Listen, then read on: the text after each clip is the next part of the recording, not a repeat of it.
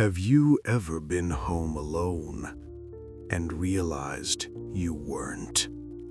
I woke up that morning feeling worse than usual.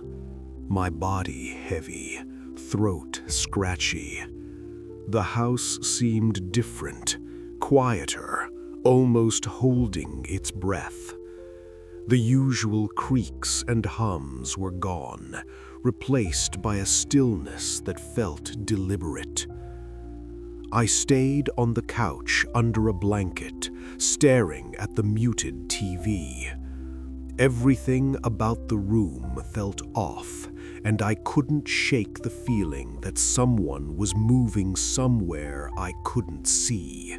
By mid-morning, I heard the faintest sound of footsteps above me, slow and careful, moving across the floorboards of the upstairs hallway.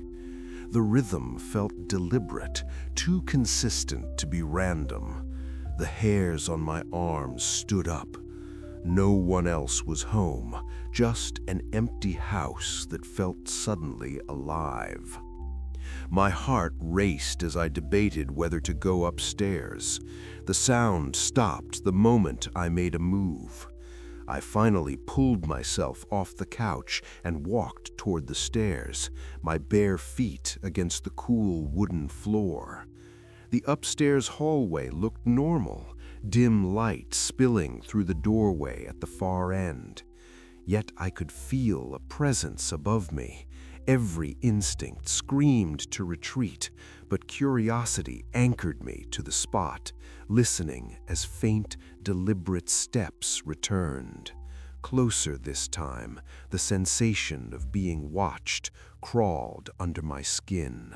The day stretched on slowly. The shadows on the walls seemed to shift when I wasn't looking. The footsteps upstairs started again, more deliberate, moving as if they were pacing the floor, stopping at certain points, lingering, almost listening. Eventually, I forced myself to walk toward the kitchen for water. The footsteps above didn't stop this time. They seemed to synchronize with mine, pausing whenever I paused, continuing when I moved. I grabbed a glass, hands shaking as though the house itself were watching me. My gaze kept drifting upward toward the shadows under the closed bedroom doors. Every instinct screamed danger. Finally, I gathered the courage to approach the bottom of the staircase. I held my breath and listened as the faint creaking continued above me, stopping occasionally as though whatever was up there was waiting for me to act. The house felt alive in a way I couldn't explain, aware of my presence. The footsteps resumed with a purpose, moving in a rhythm I could feel in my chest. I realized with sinking dread that I wasn't imagining it. Something had shifted in the house, responding to my every action. Hours passed, the sun disappearing entirely. Night had fully settled, and the house seemed to breathe around me. The temperature dropped suddenly. An unnatural chill seeped into my bones. Shadows flickered against the walls, and I realized the house no longer felt like mine. The steps stopped suddenly, leaving a silence that was almost worse than their presence. I crawled toward the couch, trying to stay calm. A faint thud echoed from upstairs, almost like a soft landing, and then nothing. I finally dared to peek at the staircase and caught a glimpse of a shadow vanish into the hallway beyond. My chest tightened. Whatever was upstairs had moved with purpose and now lingered out of sight. By the time my parents came home, the house had returned to normal, but I knew what had happened. I couldn't explain it to anyone without sounding insane. Yet I could never forget the sensation of those deliberate footsteps, the weight of the air above me, and the oppressive silence. Even now, every time I walk past that staircase, I feel it again. Watching, waiting, just out of sight. If you enjoyed this story, be sure to like, share, and subscribe for more true horror experiences. My father had one rule that he never explained: never sleep in the guest room. I wish I'd asked him why before it was too late. Ever since I can remember, my dad had a strict rule: never sleep in the guest room. I never questioned it as a kid. That belief lasted until the day my cousin came to stay and my parents made her take the guest room. That night changed everything I thought I knew about our house.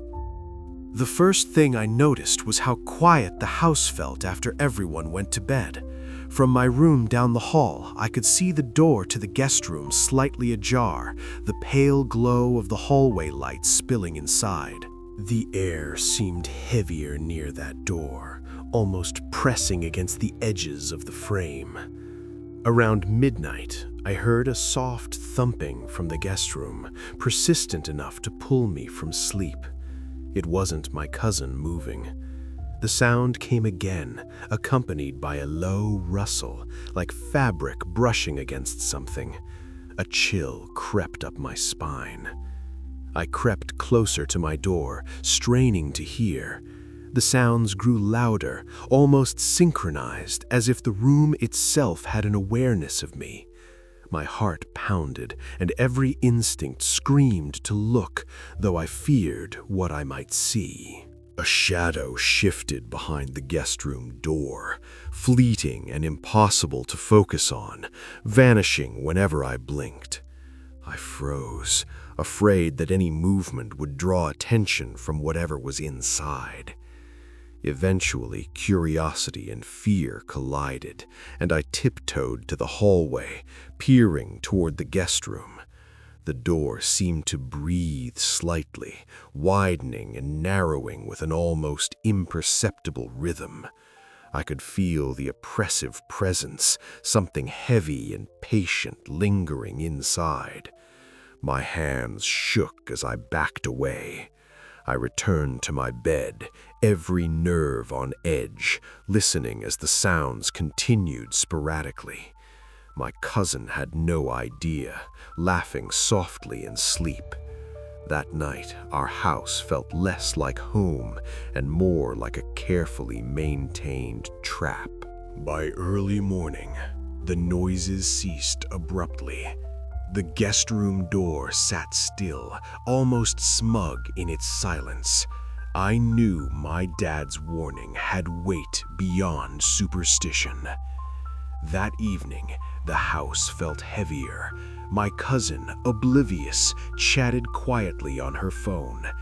The occasional rustle from the guest room began again, soft at first, then louder, like something pacing just out of view. Eventually, I heard a low creak from inside the room, followed by a faint whisper that made my skin crawl. It wasn't a word I recognized, just a syllable carried in a soft, deliberate cadence. My cousin stirred, but didn't wake. I couldn't move, couldn't speak. Minutes dragged on as the whispering continued sporadically, growing bolder. The shadows on the walls seemed to stretch toward me. Unable to stand it any longer, I tiptoed closer to the door. The door seemed to exhale, widening slightly, revealing the edge of the dark interior. Yet nothing moved inside. I could feel the atmosphere pressing outward, as if the room itself was alive and aware. I stepped back, overwhelmed, and sank against the wall, shaking. The house had secrets, and the guest room held them close. The shadows stretched across the hall, moving without source or explanation. That night, I stayed awake, staring at the hallway leading to the guest room. I realized then that some parts of our house were never meant to be approached. The whispering returned shortly after midnight, threading through the hall like it was following a pattern. I held my breath. Shadows shifted unnaturally near the doorframe, pooling in shapes that felt deliberate. Unable to resist, I crawled toward the hallway, peeking cautiously. The door was slightly open, a faint sliver of darkness stretching into the hallway. I could feel a gaze on me, heavy and unrelenting. The air grew colder, a soft chill brushing against my arms. The shadow seemed to follow me, recoiling as I grew nearer, then settling back when I froze. I stopped a few feet away, unable to go further. I realized that my dad's warning had been more than superstition. It was a protective rule against something I could never fully understand. By dawn, the house seemed to settle slightly, the oppressive presence retreating, but never gone entirely. My cousin awoke, cheerful and oblivious. I stayed behind, staring at the door, aware that whatever had been there would always remain just out of sight. Even now, years later, I pass that guest room and feel the subtle pressure in the air. The shadows, the whispers, the weight of the room. It never fully leaves, and I can feel it every time I walk past the doorway. If this story gave you chills, be sure to like, share, and subscribe. There are more stories like this waiting to be told.